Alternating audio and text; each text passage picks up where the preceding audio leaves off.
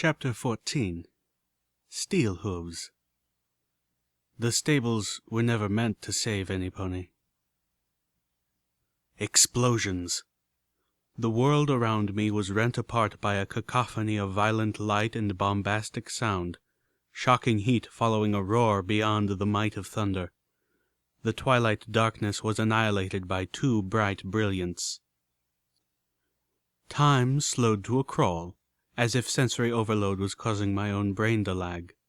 Fire and shrapnel tore at me, sparks of pain igniting all over my body. The roar that filled the world died with a high-pitched whine as I lost my hearing. I was rooted in place, unable to make my body move. Blood splattered across my face as the pseudo-goddess standing in front of me tore apart, the parts of her body savagely flung in every direction. I felt myself thrown to the ground. Velvet Remedy covered me with her body, her shield forming around us with aching slowness. I could feel a sticky warmth as her blood seeped down, mixing with mine. Only belatedly did I realize that I was not the one being attacked. The second pseudo-goddess was turning, wide-eyed, as she brought up her own magical shield. But it was too late for her. The rapid-fire explosions that were killing Velvet Remedy and me just by proximity were ripping directly into the creature. The pseudo-goddess's shield rippled, fluctuated, and died before it could fully manifest. Then she too was consumed in a mutilating blaze. Time snapped back as the rain of explosions momentarily stopped. My vision was warped with after-images of the creatures, their obliterating bodies flash-burned into my sight. My ears still heard nothing but a distant, nauseating buzz, but now I could see the source of the massive attack, and I had seen this thing before. It was the poster from the recruitment center, come to life before us. A pony completely concealed by steel-gray armor, even its tail. It was a mighty relic from the war, a Steel Ranger. A bright lamp on its forehead spotlighted its target, and the huge gun on the right side of its monstrous battle saddle began to fire again. But the last pseudo-goddess had been given plenty of time to bring up her shield as her sisters were slaughtered, and the explosions, which I now saw were metal apples similar to those I had used on the dragon, only being fired at terrifying speed, detonated against the shield while she stood inside, looking cozy, unconcerned, and only mildly pissed. The flames illuminated her midnight blue coat and sickly green hair, and made her eyes sparkle like gateways to hell. Again, the Steel Ranger's grenade machine gun stopped, and now a large box on the left side of its battle saddle sprung open, unleashing two rockets which arrowed through the air towards the creature, leaving contrails of smoke in their wake. The pseudo-goddess merely lowered her head, a spark of light bursting from her horn. In an instant, the two rockets reversed course. The Steel Ranger tried to step back, but there was no time. The rockets impacted directly into our armored would-be savior, the explosion tossing the massive body back down the hill. The grass erupted in smoke and dirt and flame as the tumbling body bounced over several mines before coming to a stop, motionless and seemingly lifeless at the foot of the shack below. Velvet's weight bore down on me. We waited for the Steel Ranger to get up, and the world seemed to wait with us. When, after long moments, it did not stir, the pseudo-goddess strode forward towards it. I could hear her laughter, even though my ears could hear nothing but that awful ringing. In the back of my mind, I realized I must have been right. Telepathy played a part in the pseudo-goddess's threat. "See now how the so-called mighty alicorn hunter has fallen!" The majestic and cruel voice of the pseudo-goddess purred in my head. "The goddess will be most pleased." The impact of bullets created twin sparks on the pseudo-goddess's shield. Limping and bloodied from the storm of fire and shrapnel, Calamity strode forward. I could see his mouth moving. Undoubtedly, he was saying something snide and witty. The pseudo-goddess, or alicorn by her own title, turned and snorted derisively. Calamity shot again to just as futile an effect. I shrugged my haunches, trying to get Velvet Remedy to get off of me, but she did not. Her body was warm, dead weight. I realized her shield spell had dropped and felt a surge of panic. I heaved, rolling her off, and turned to find my beautiful companion unconscious, her hide flayed by shrapnel, bleeding excessively. With a flare of my horn, I opened one of her medical boxes and started pulling out what supplies we had left. My heart screamed at seeing how little it was. I may have screamed too, but I couldn't hear. I pulled open the other, hoping for more, but all that was left in the second medical box was her dress, a bottle of buck, and the party-time mintles. The voice in my head roared. Velvet Remedy was counting on me. She'd die if I couldn't help her. I needed to be smarter right now. I needed to be better right now. I needed those mintles. The little memory orb rolled out and fell into the grass as I tore the tin of party-time mintles from her saddlebox and floated it towards me. A craving hit me, and I had to force myself to take only one. Make them last. One would be... The world became so much brighter, clearer, cleaner. I was aware of each raindrop as it struck me. I was aware of each pain, each bleeding gash in my own body. My mind sped down pathways of thought. Once again, brilliant light burst all around us, this time carrying a choking stench of ozone as the alicorn summoned lightning from the thunderclouds and struck Calamity to the ground. I turned, trying to cry out, but I had no voice. Or I did, but could not hear it.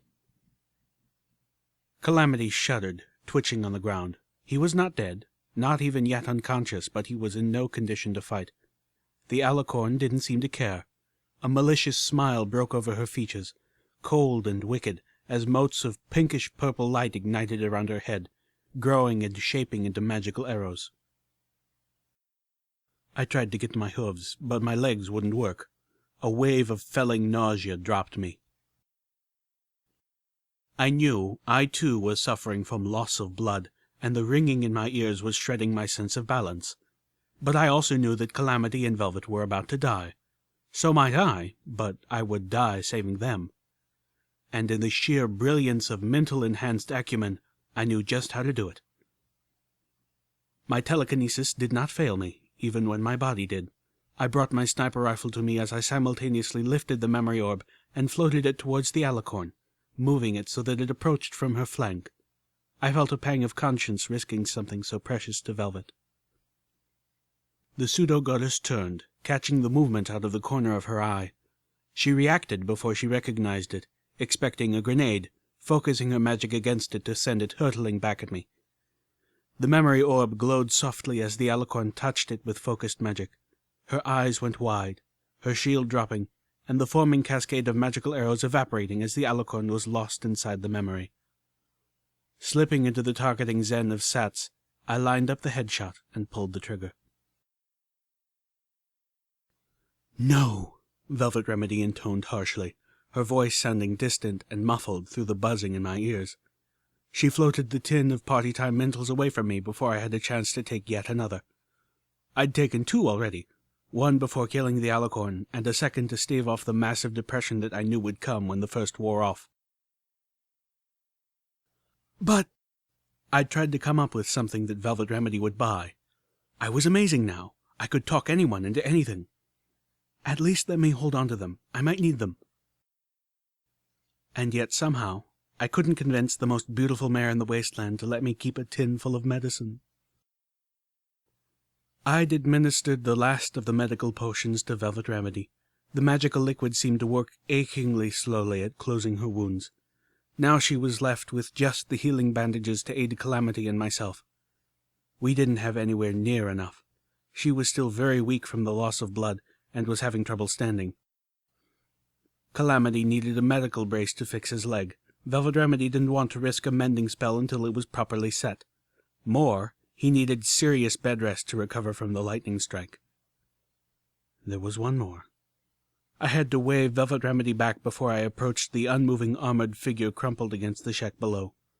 Harnessing my levitation, I could pass over the minefield safely. Velvet Remedy could not. Between the alicorn's thought words and the label my pip-buck had spontaneously given the shack, it didn't take party-time mental enhanced smarts to realize this had probably been Steelhooves. The great alicorn hunter, meaning there were more of those, possibly a lot more. The thought was frightening. Steelhooves had exterminated 2 of them with a combination of surprise and epic firepower. It was by wits and luck that I had killed the 3rd before she slew us all. Last time I needed a boxcar. These creatures were not invincible, but they were powerful and very hard to kill. The metal stallion, or at least I was assuming stallion based on the form of the armor, had not moved since the battle. I crouched down next to the fallen ranger, several of my bandages shifting and coming undone as I did so, my wounds oozing blood. Up close, the armor was even more impressive. It had its own air filtration system, complete life support, even mechanized drug injection. The damage from the rockets was far less than it had any right to be. Still, the armor had caved in at the point of impact, gruesomely crushing the pony inside. I tried to find a way to remove the helmet. If there was one, it was well concealed, but I found a jack point that would allow my pip-buck to interface with the helmet's own arcane technology matrix. I pulled out a tool for my utility barding, already suspecting that the helmet included its own EFS and SATS equivalents, if not more. Whoever had designed the armor must have worked tail twined with tail alongside stable tech. Don't do that. The voice from inside the helmet was low, rumbling, exceptionally masculine. I jumped back, startled. There was some pony alive in there. Fueled by party-time confidence, I approached, trying to reassure him. I'm a certified stable tech pip-buck technician, I lied, but only a little. I'm sure I can help. No. You can't. The voice spoke, but the body still did not move. The helmet did not even turn to look at me. My armor took a crippling hit. Everything is offline. Medical, self-repair. The entire spell matrix has crashed. I sat back on my haunches, wincing as several sharp bolts of pain lashed up through my flanks. Can you? Without magical power, I cannot even move. I will die here. I am truly already dead. The low voice in the armor sounded resigned to the idea, and at peace with it. But I took them with me. And, if I'm not mistaken, I saved the stable dweller. As a final act, it was a good one. I was taken aback. My overblown reputation. A deep discomfort stirred inside me. It wasn't right for other ponies to risk their lives for me, thinking of me as something special. I stared at the Steel Ranger, not dead, but paralyzed. If the armor had no power, jacking into it wouldn't do any good. I looked back towards Velvet Remedy, wishing I had actually taken some time to learn more about medicine from her, rather than just relying on her skills.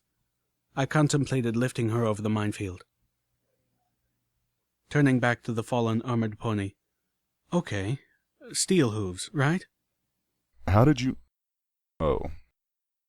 Of course. Of course what? Shaking off the confusion, I continued.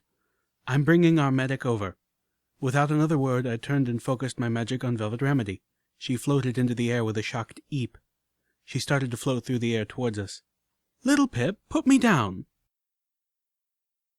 Minefield, I said casually. Okay, move me, then put me down. A moment later, she had joined us. She gave me a ladylike nicker and turned to look over the armored hunter. As I informed her of what he had told me, my mind flashed to the poster I had seen on the wall of Candy's clinic. You don't have to be a Steel Ranger to be a hero. Join the Ministry of Peace today. I looked at Velvet Remedy, knowing she must be familiar with the same poster from somewhere, and wondered if she was remembering it as well. You need not bother, Steelhooves insisted. There's nothing to be done. I've had a good gallop. Nonsense, Velvet Remedy neighed, brushing off the Steel Ranger's morbidity. Now we just have to get you out. No. The low, gravelly voice said again. Sorry? Velvet asked, confused. She had spent several minutes examining the armor, looking increasingly worried. Even if the armor protected you from burns and slashes, you've suffered massive blunt trauma. The internal damage could... As she spoke, she began to wrap the armor in a soft magical glow. Don't remove my armor. Velvet Remedy whinnied. Oh, please, I just went through this with Calamity. I can't treat you if I can't see you. If you remove my armor, I will die.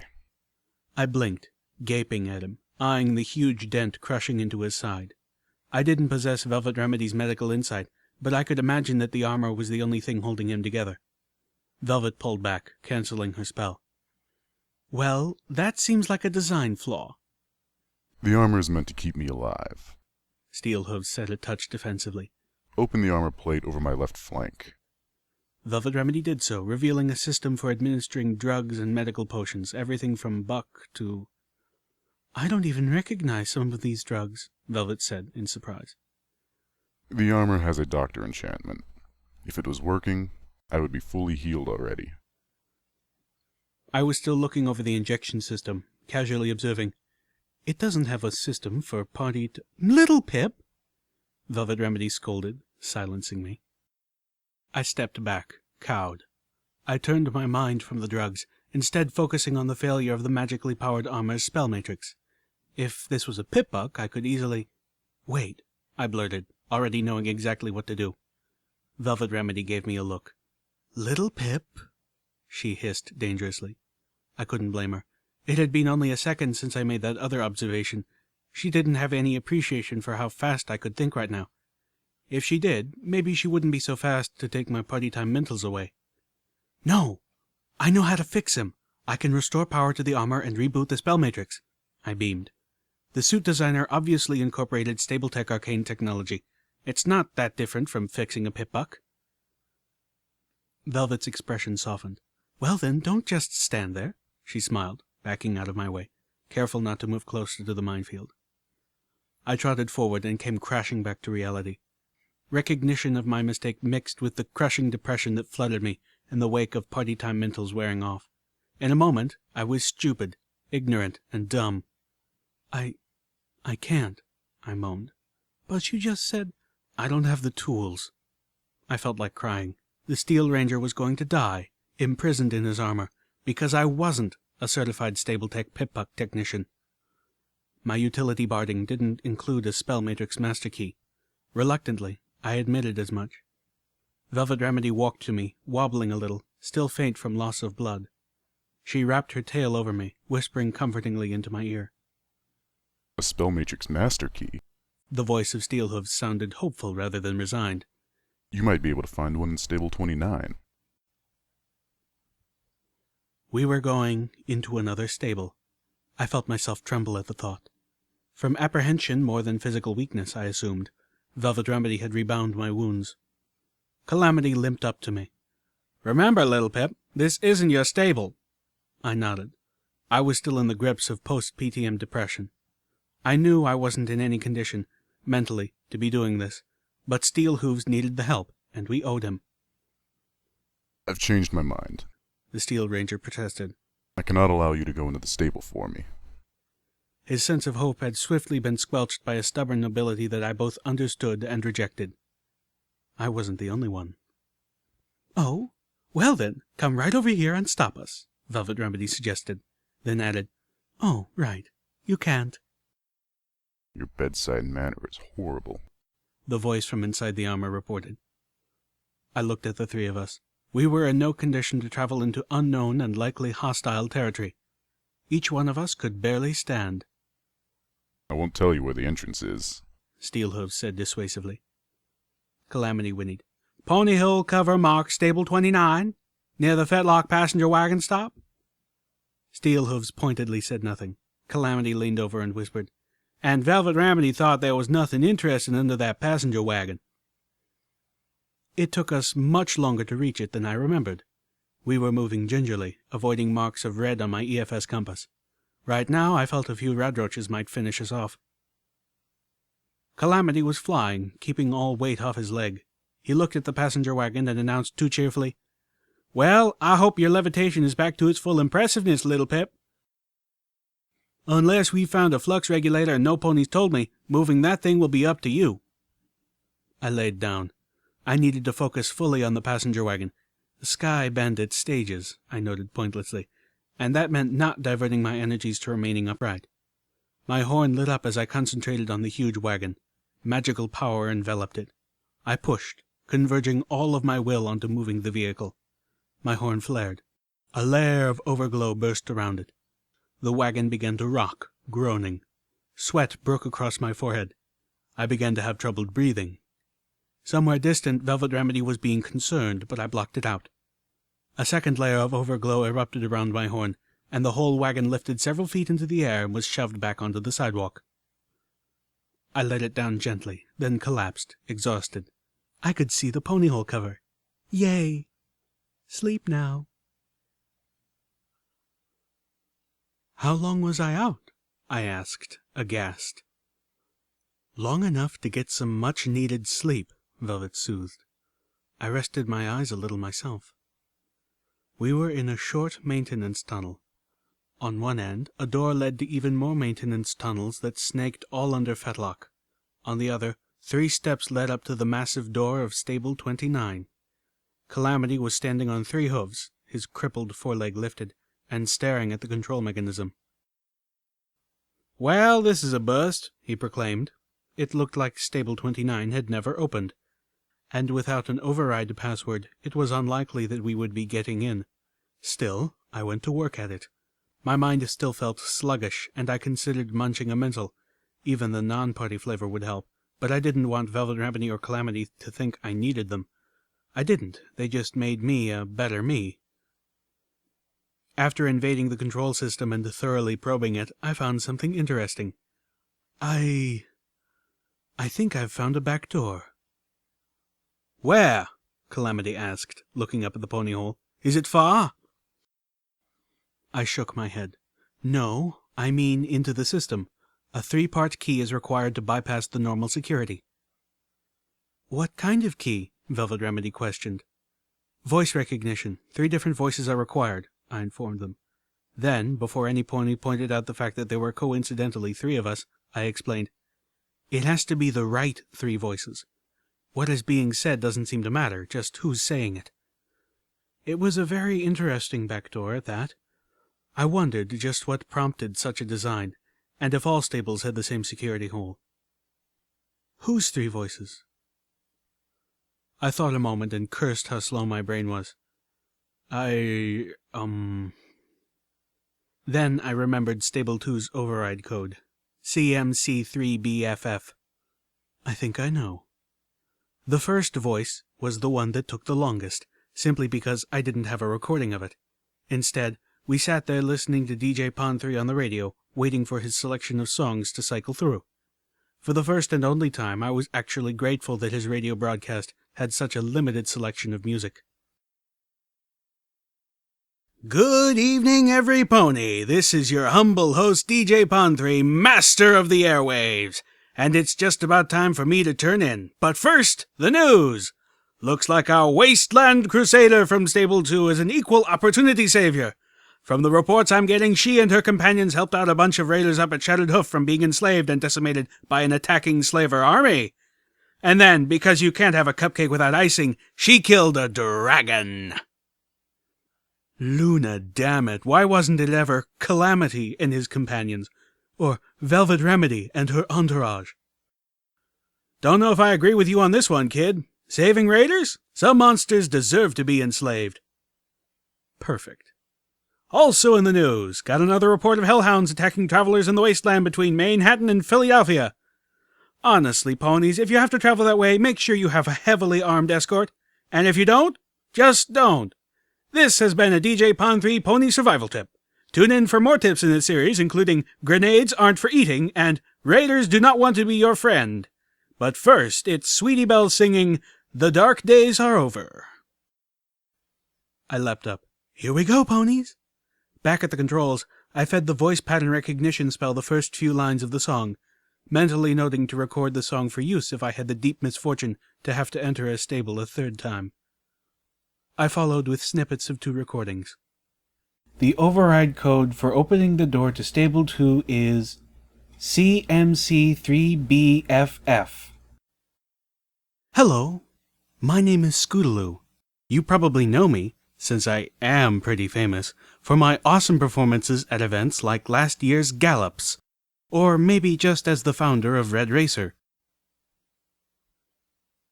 With a mighty hiss and a draconic groan of protest, the door to stable 29 began to move.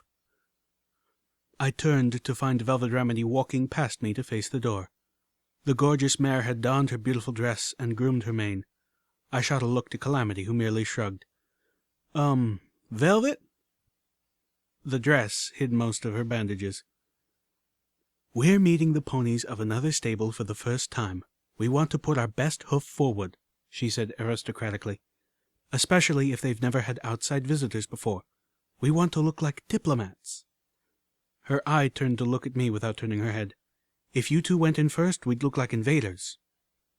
The vast metal door swung away, and Velvet Remedy stepped into stable 29 regally and without hesitation. Calamity limped up to me as I watched her disappear inside. She's really something, ain't she? Yes, I said, feeling a little dumbstruck. I glanced at Calamity, who was staring through the door at Velvet. I did a double take. Calamity wasn't looking at Velvet Remedy. He was looking at her. Something broke in my brain.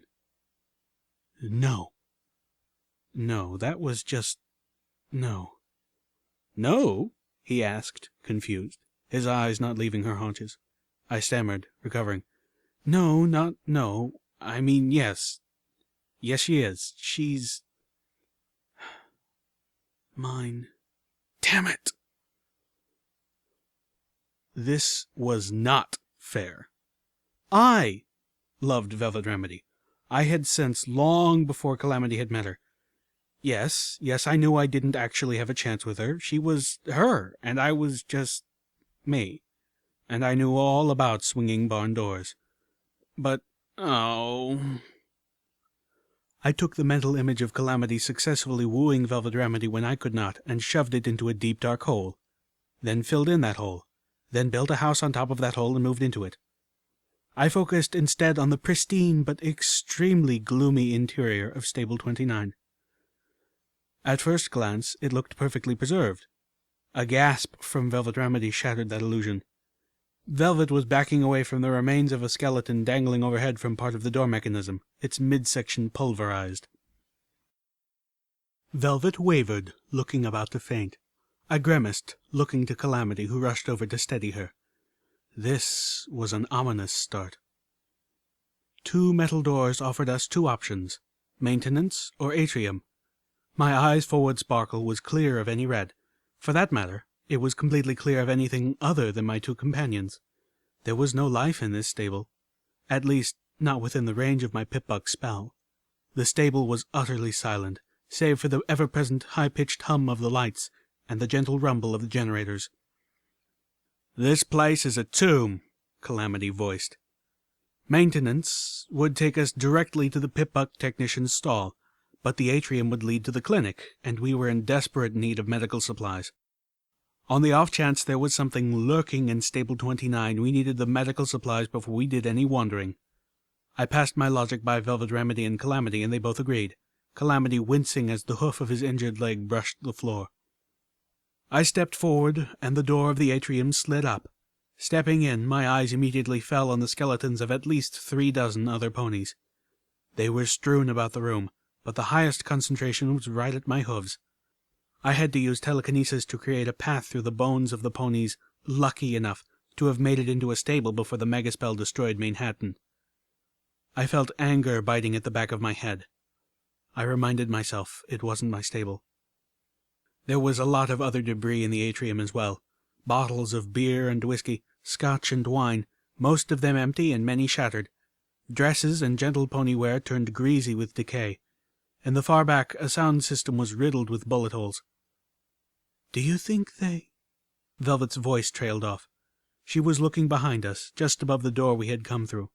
2 automated security turrets were mounted on the wall. They had power, but didn't seem to be tracking us. My EFS claimed they were not a threat. The room suggested that had not always been the case. I looked up towards the circular window of the Overmare's office, only there wasn't one. The wall was blank and featureless where that window should be. The stairwell that should lead up to the security center and the Overmare's office was there, but it was simply labeled Security.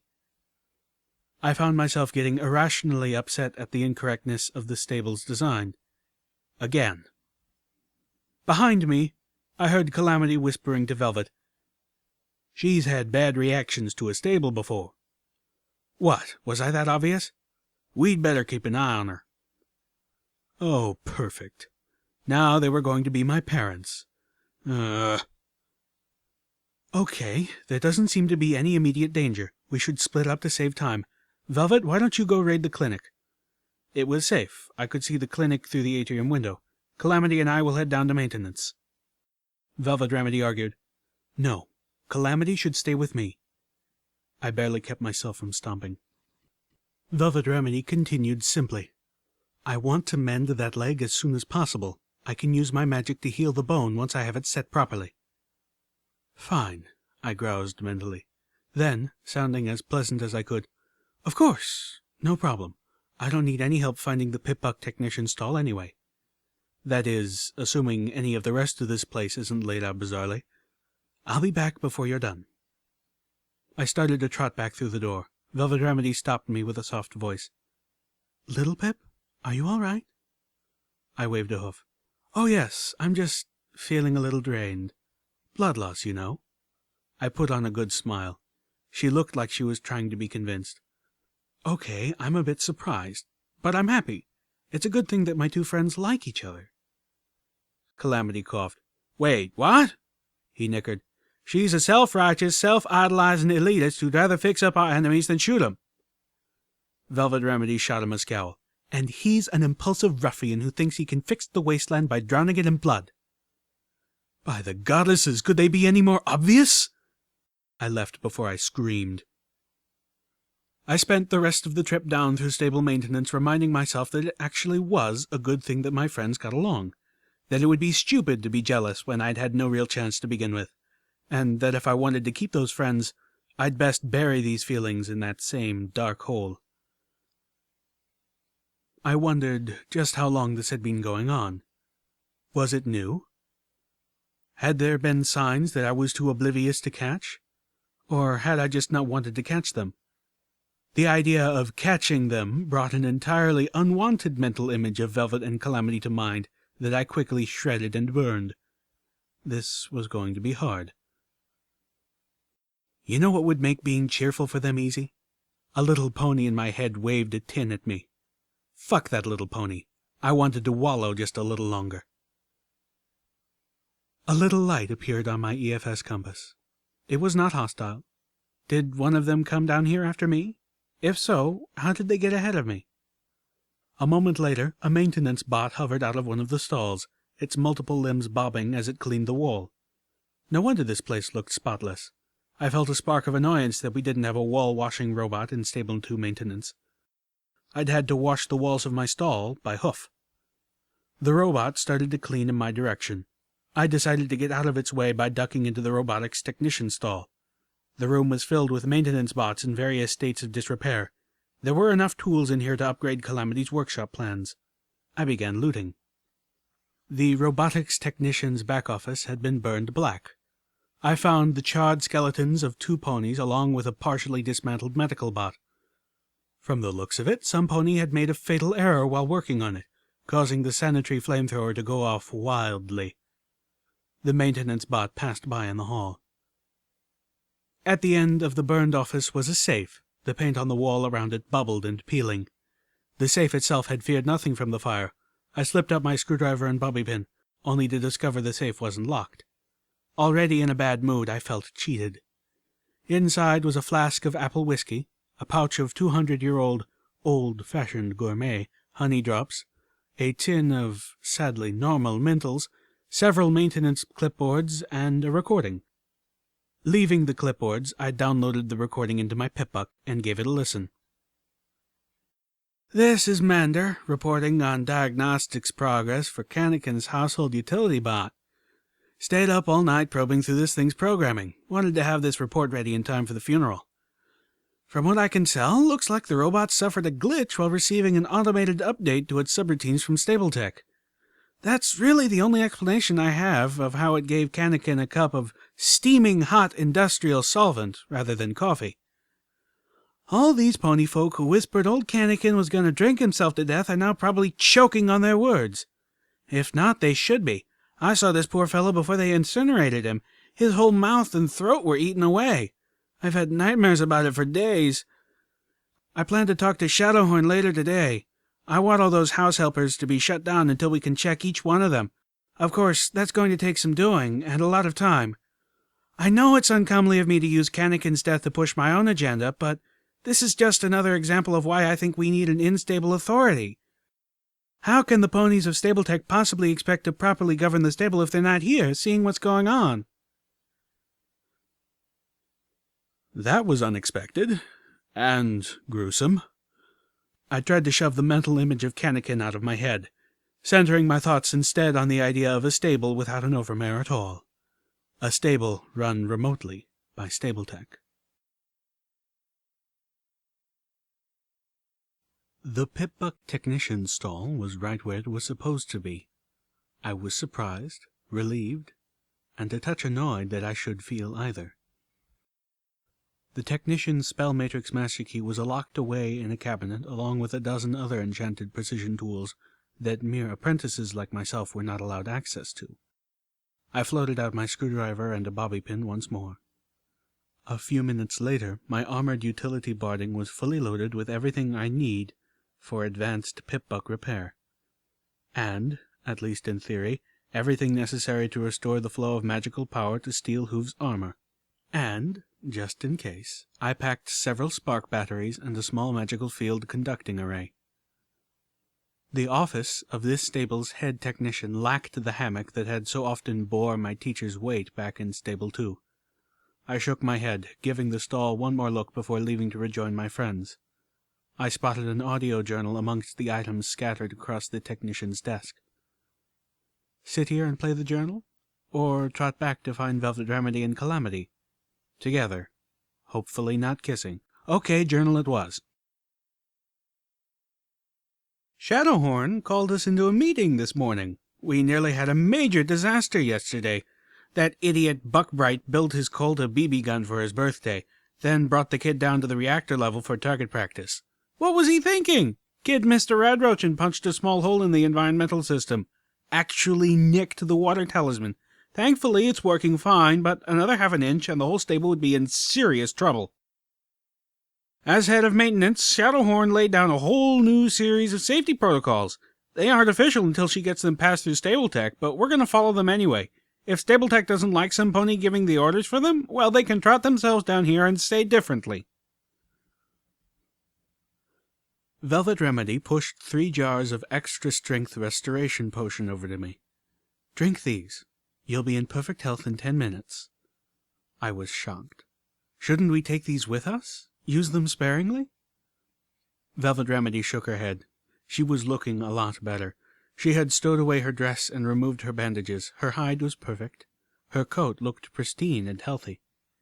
She had a couple IV bags draped over her haunches, with surgical tubing running to a spot beneath her left shoulder. No need. I've already stored a dozen more away for our travels, plus plenty of bandages, some braces, blood packs, and more. For the first time, we're positively flush with medical supplies. I'd say this clinic was a gift from the goddesses, but I know better. I raised an eyebrow as I floated the first potion to my lips. Velvet Remedy slid me a recording. I found this while I was requisitioning supplies. I smirked at her reluctance to call it looting or scavenging. I downed 2 of the extra strength restoration potions and slipped the third into my saddlebags. Memories of Velvet, her hide shredded and bloody, had resurfaced in my mind. I could handle being mostly healed if it meant I had one of these ready in case of an emergency. Calamity was also looking much better. He complained that after Velvet Remedy's mending spell, the brace wasn't really necessary, but she insisted he keep it on for at least another day.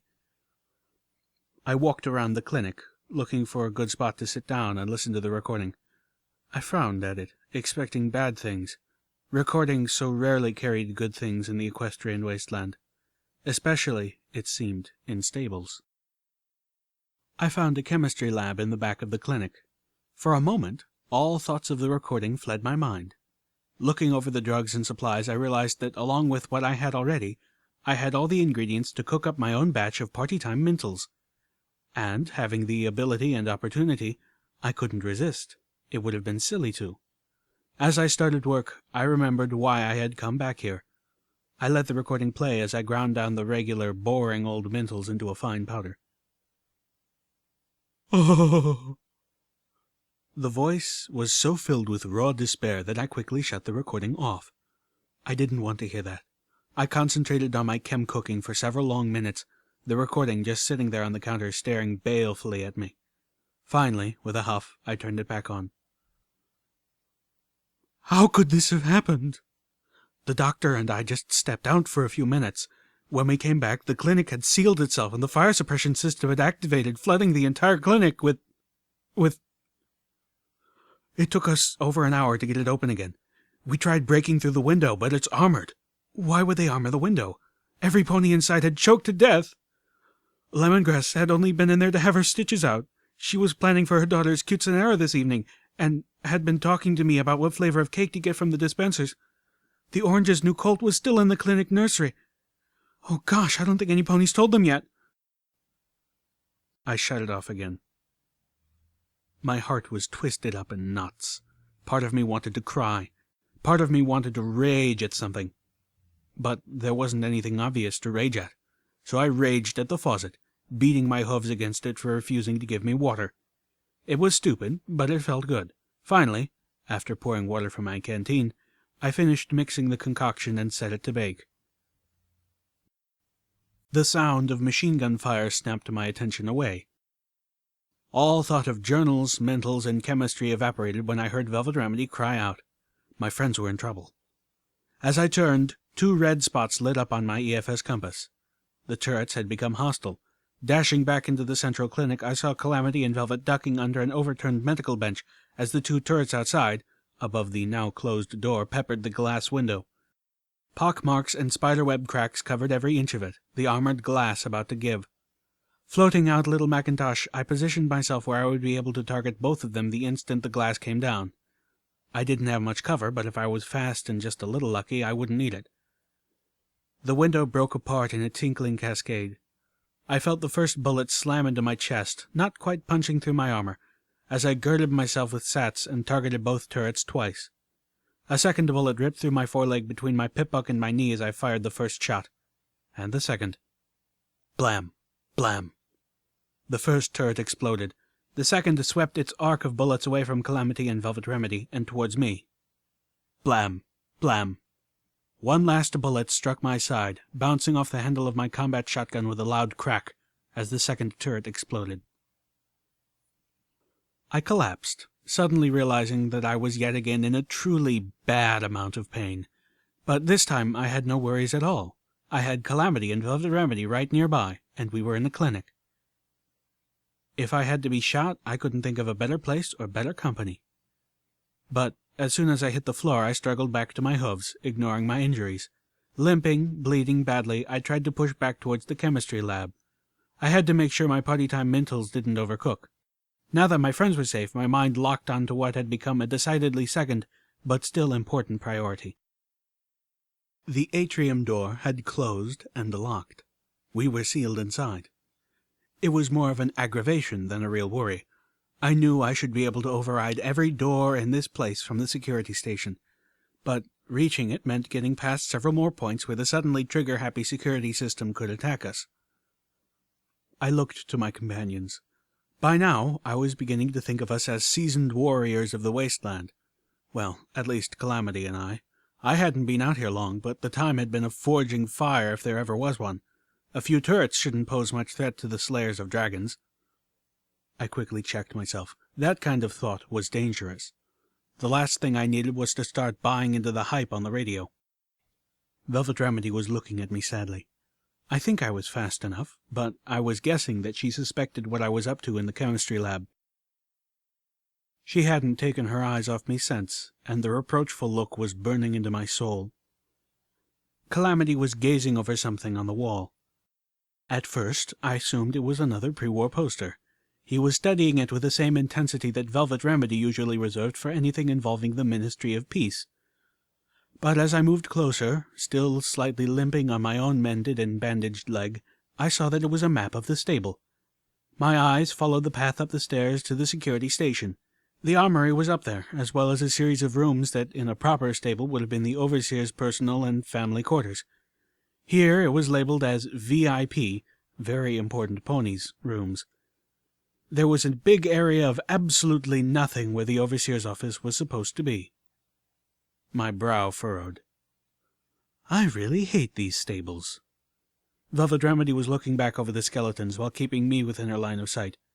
Was the other one you found this bad? Worse, neighed Calamity. We moved towards the stairs, stopping at a bulletin board covered in the usual notices. I shrank back. Some pony had written, "Stop killing us," across the board in what looked like blood. "Oh my," Velvet whispered. To my surprise, she magically tugged one of the notices off the board, floating it closer for inspection. The notice had been between a posting of new safety regulations and a flyer for 2 missing fillies whose smiling faces had stared into an atrium of corpses for centuries. The bottom part of the N was painted on the sheet Velvet had taken. I stared from the bulletin board to her, wondering how by Luna's mane she could find anything more noteworthy than the giant plea for mercy, written in a dying pony's own bodily fluids. Velvet Remedy turned the flyer so that Calamity and I could see. 3rd month survival party. Tonight in the atrium. 10 o'clock to 16 o'clock. Stable 29's own Vinyl Scratch hosting. Alcohol will be provided after 12. Calamity whistled, tilting up his hat. Vinyl Scratch. The original DJ Pon-3. Least according to some. So, she survived the Manhattan Balefire bomb after all. I shot Calamity a look that suggested he needed to revisit his definition of survived. I really hated these stables. Between Stealth and Little Macintosh, the other turrets proved little threat. I reloaded as we pushed into the security station. I sat down to hack the terminal, trying to be respectful as I floated the pony skeleton off of it and laid it down in the corner near the others. Velvet Remedy had begun saying prayers over them. Calamity trotted to the armory in the vain hope he could open it without my skills. Discovering he couldn't, he turned away with a disappointed expression. I waited until he took a step away before opening the door remotely from the easily hacked terminal. He jumped, then shot me a grin and disappeared inside. A petty but good-natured revenge. I was still smelling carrots. I turned back to see a huge mass of security logs. Tentatively, I brought up one of the later ones. Entry 67. This is insane! Over half the population is dead. At first we thought they were freak accidents, but now it's clearly malevolent. It's like the stable itself has turned against us. Yesterday, the school sealed itself and plasma was vented into the room. 23 colts and fillies were murdered horribly, their bodies literally melting away. We could hear their screams. My nephew was in that class. He'd just gotten his cutie mark. He was going to grow up to be an artist. My sister can't stop crying. She's locked herself in our room with all the pictures she has of him. Some pony has to be responsible for this. Some pony has to pay. I found myself shaking, and not from pain. I commanded the security terminal to play one of the older ones. Entry 43. Shadowhorn passed away last night from complications after being nearly electrocuted early yesterday morning while trying to access the junction behind a security panel with her pip-buck.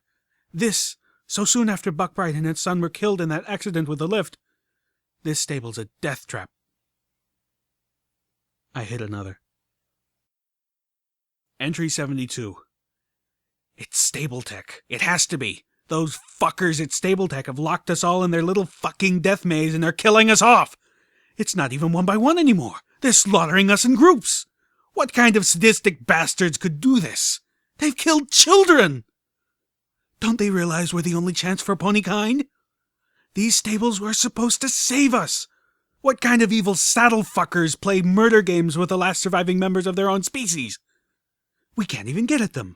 It's all done remotely. I brought up the next one, ignoring Velvet Remedy's plea for me to stop. Entry 73. The joke's on us, isn't it? It occurs to me that we don't actually know that the megaspells went off. We believe the world above has been destroyed because that's what Stabletech told us to believe. But what if it's not? All of Equestria is just going on about their daily lives in the sunny world above us, while we scream and cry and die down here in some depraved amusement for the sick, soulless ponies at Stabletech. It's the only thing that even makes a breath of sense in this horror. I reached to trigger another when Velvet Remedy physically pulled me away from the terminal. "What?" I yelled in pure rage, my body shaking so hard I felt like I would explode. "Little Pip," she said, and I realized she was crying. "You need to stop." Calamity and Velvet Remedy sent me off to look over the last 2 rooms. The VIP rooms, while they turned off the security systems and opened all the doors. That was good. They wanted me to catch my breath. Calm down. I wanted to find a place away from them and something to violently destroy.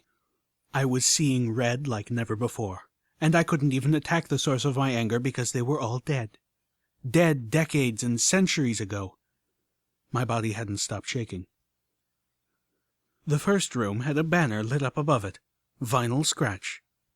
This was her room, then. The original DJ Pond 3. I stepped forward, and the door slid open. The room inside had been untouched since the night of the party, 3 months after the door of Stable 29 closed, trapping every pony inside. I walked about, staring. Stacks of records, turntables, recording equipment, a rather luxurious, if small, space to eat and sleep, a private lavatory, and a full-body bath. I could throw quite the rage in here. The records would shatter beneath my hooves quite enjoyably, but I couldn't do that. Destroying the things that had been loved by the ponies who lived here, ever so briefly, didn't feel like railing against the vile ponies that had created this place. Rather, it would be the continuation of their work. Instead, I collected a few records, slipping them into my saddlebags. When I returned to the others, I would have Velvet Remedy lock them in one of her medical boxes, where it would be safe from bullet fire. I still remembered that apple. There was a safe in the room. I hesitated. Somehow it felt a little odd breaking into the safe of a celebrity, even a long-dead one. But with a long breath, I brought out my tools and set to work. Inside I found an old child's toy, several framed photographs, and a handful of posters, and one box that looked like it had been rescued from a fire. Inside were 4 memory orbs. One caught my eye. It was labeled, "Pinkie Pie's Last Party." I took it, slipping it into my saddlebags, and walked to the next room. The sign over the door announced, "Shadowhorn." The mare in charge of maintenance was a VIP in the stable? Even in the midst of my barely reined fury at Stabletech, my pure hatred towards whom could not be told, part of my brain recognized that seemed odd. The door slid open for me, and I stepped in. The room was more disheveled. There were parts and scrap metal everywhere. Half-finished projects covered the table. Schematics of many different stable systems were pinned to the wall. One of them had been torn away to reveal this room's safe. Once again, I set to work. When the safe opened, it revealed another recording. This one looked startlingly similar to the one I found in the Overstallion's office. I needed to hear it, but part of my mind screamed for me not to. I didn't pay attention to that voice. Instead, I played the message, and another familiar voice burst to life in the tomb of Stable 29. The voice sounded determined, but weary and filled with sadness. She sounded like she was reading a script that she had grown to hate. "Hello, Shadowhorn. The following is for your ears only. I am speaking to you because you have been selected for a very important job, due to your sense of loyalty and duty both to this company and the ponies around you. My name is Scootaloo. You probably know me. Oh, who cares? I'm sick of these things. Try that again. Hello, my name is Scootaloo, and I'm the Vice President of Stabletech. If you're hearing this, that means that the Omega-level threat protocols have been enacted, and the citizens of Equestria chosen for Stable 29 have been safely sealed inside the most state-of-the-art apocalypse survival facility ever created. I'm very sorry. I wish there was more we could do. Hell, I wish this whole thing could have been prevented. But instead, it falls to us to save who we can, and try to prevent it from happening ever again. To that end, Your stable has been selected to participate in a vital social project. The first goal of Stable 29, like any other, is to save the lives of the ponies inside, but there is a higher purpose to your stable, beyond saving individual ponies.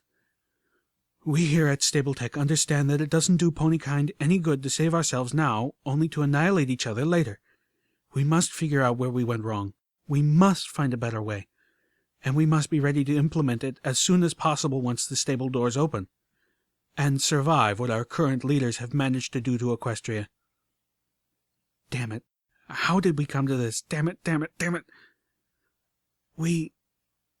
I guess we came to this. Maybe because we're ponies. We try our best. We have the best intentions, but when things go wrong we get flustered or confused, or upset, or angry. Our ability to make smart decisions is impaired the most when we need it the most. Bad decisions, emotional decisions, they've dragged us into a war no pony wanted. They've pushed us to the brink of extinction. And if you're listening to this, beyond... Damn it all to hell! Damn us all to hell. Sorry. I hate this whole thing. I wish the world was back the way it was when I was a filly. But wishes are just wishes. Damn it, I can't seem to get through one of these without going wildly off track. I'm sure you're wondering what, if anything, does this have to do with you? Why am I telling you this? Don't worry, there's actually a point.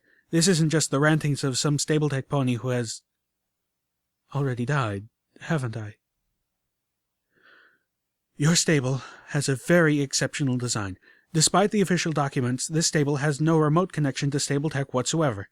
Instead, replacing the normal overmare position, we have fitted Stable 29 with a Crusader-class computer system. The Crusader-class mainframe is the most advanced supercomputer ever created by ponykind, using the greatest available improvements in Arcano technology. The Crusader is capable of independent thought, creativity, and learning. We've only built 3 of these, and the other 2 are currently in the possession of the Ministry of Arcane Sciences and the Ministry of Awesome, respectively.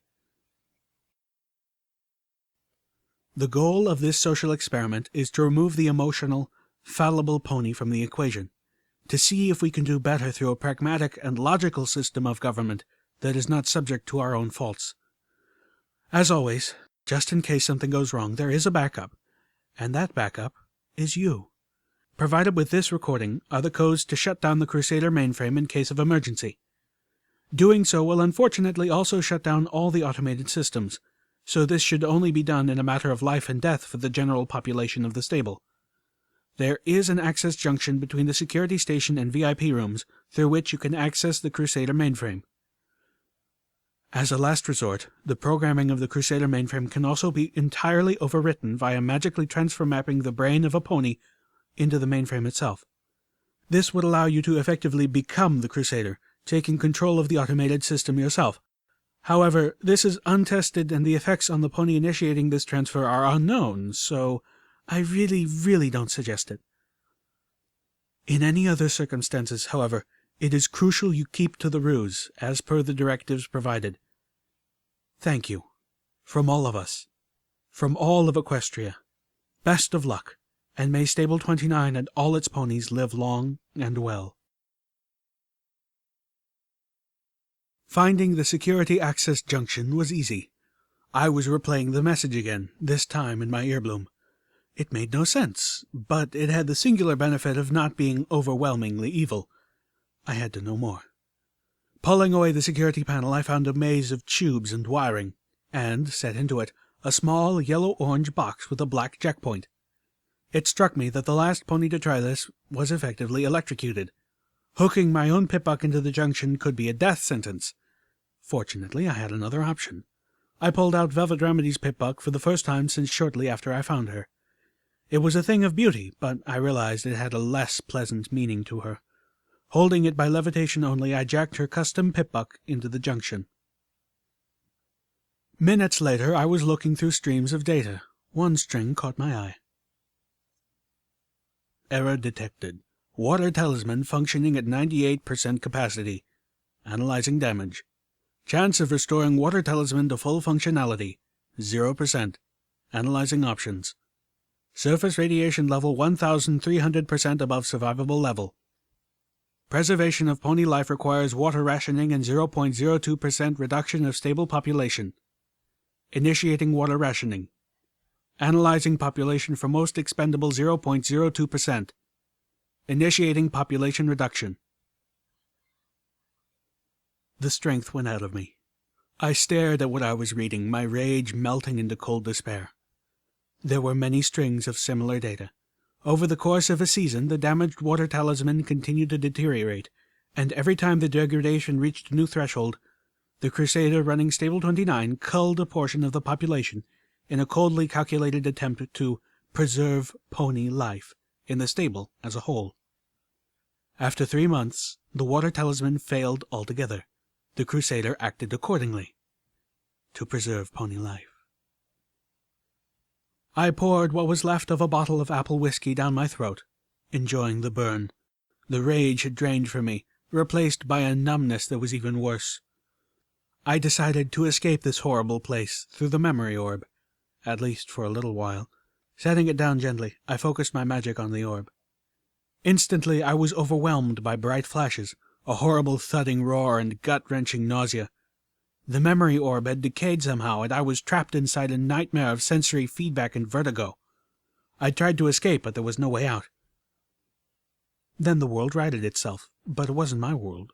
I was quite certain I had vomited all over myself, but I wasn't myself, so I couldn't tell. All around me spanned a massive party. Colored lights, festive decoration, and a dance beat that grasped hold of your soul and made you want to move. I was at the turntables, bobbing my head to the beat, and everywhere, ponies. Ponies dancing, ponies eating, ponies doing things in corners and behind potted plants that would make their parents blush and faint. A gracefully aging, light blue Pegasus pony with rainbow-colored hair fluttered towards the turntables with a slight swagger and looking a bit sloshed. "Awesome beat, Vinyl Scratch," she grinned. "Your rhythms always make for the best parties." She wore her years well, and must have been a damn cutie in her youth. I wanted her hair. And, whoa, was Vinyl Scratch checking her out?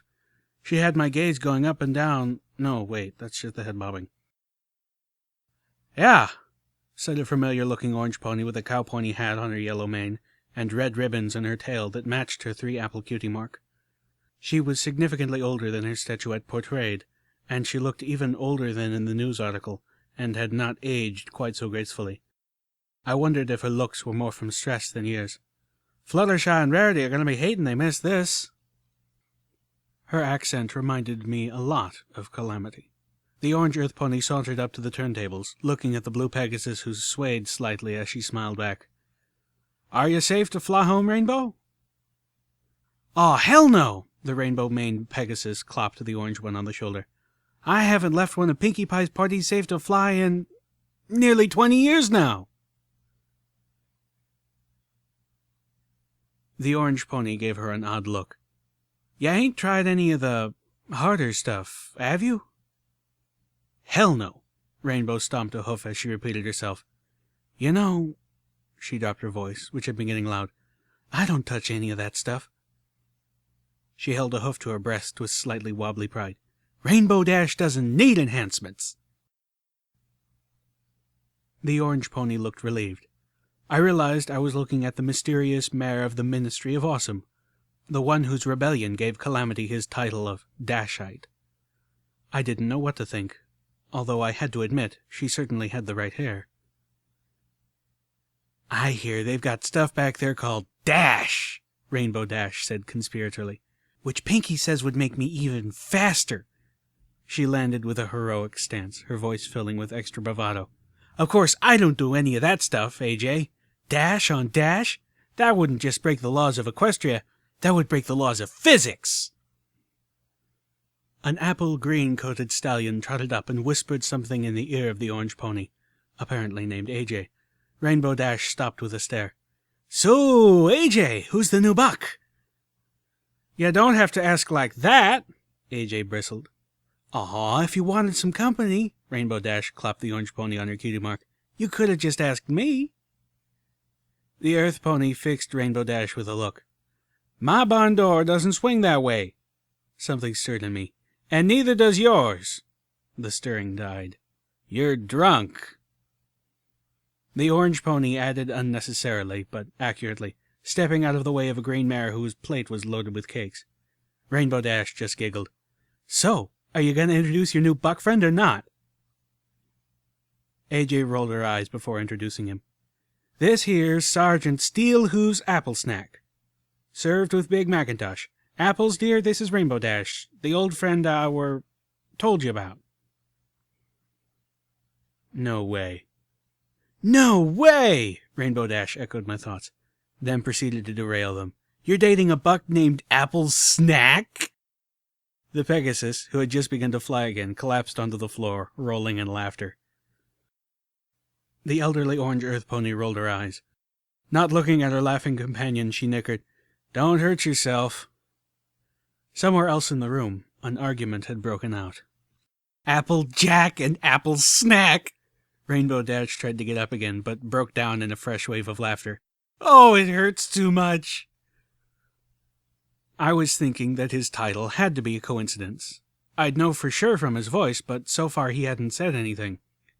He was watching his date's old friend with gracious, wry amusement. My sight was torn away from the two as Vinyl Scratch looked up to the balcony, where the argument I'd barely noticed earlier was beginning to draw every pony's attention. I immediately recognized Pinkie Pie, although the purple unicorn who was trotting determinedly away from her was not familiar. Not this again, said Pinkie Pie, bouncing after her. You wouldn't expect me to bake a cupcake without tasting it to make sure it's good, would you? I'm leaving, she said. I shouldn't have come. She was barely audible through the clamor of the party. Pinkie's voice, however, could somehow be heard clearly through the intense rock music. Oh, don't be like that, Twilight. It's a party! Have fun!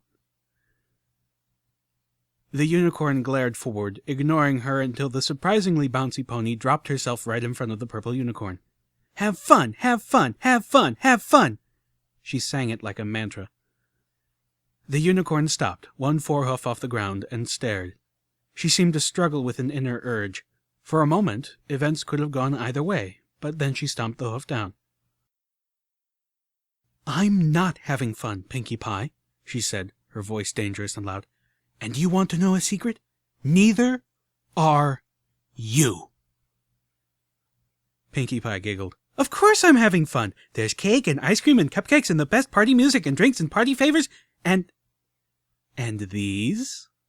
The unicorn floated a tin off a nearby table. I knew immediately what they were. Yep, especially those. The pink pony was nearly beaming. I heard Applejack groan next to me. Twilight opened the tin, then turned it over, spilling party-time mintles all over the floor. Some bounced over the side of the balcony, some down the stairs. The pink pony gasped and jumped for them, scooping them up.